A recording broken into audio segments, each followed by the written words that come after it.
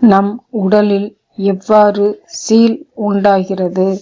நம் உடலில் எங்காவது காயம் ஏற்படும்போது சரியாக கவனிக்கவில்லை என்றால் சில நாட்களிலேயே சீல் பிடிக்க ஆரம்பித்துவிடும். சரி, இந்த சீல் என்பது என்ன தெரியுமா? அநேகமாக உங்களுக்கு காயம் ஏற்பட்டதால் தசை நார்கள் கிழிந்து வழிந்தோடிய இரத்தம் கெட்டுப்போய் இருக்கும் என நினைப்பீர்கள். ஓரளவுக்கு நீங்கள் நினைப்பது சரி, அதாவது கெட்டுப்போன இரத்தம்தான் அது. ஆனால் முழுமையான காரணம் வேறு.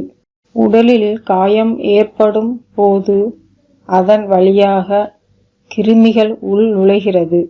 கிருமிகளை எதிர்க்கவே நம் உடலில் காவலர்கள் இருக்கிறார்கள். அவர்கள்தான் இரத்தத்தின் வெள்ளை அணுக்கள்.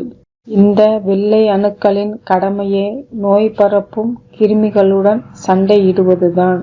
காயத்தின் காரணமாக உட்புகும் கிருமிகளை வெள்ளை அணுக்கள் எதிர்த்து சண்டையிடுகின்றன.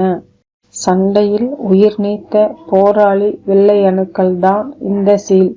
உடலுக்கு தேவையில்லாத கழிவு என்பதால் உடலை விட்டு அது தானாக வெளியேறுகிறது. மேலும் இது போன்ற தகவல்கள் தினமும் உங்களை வந்தடைய சேனலை சப்ஸ்கிரைப் செய்யுங்கள். நன்றி.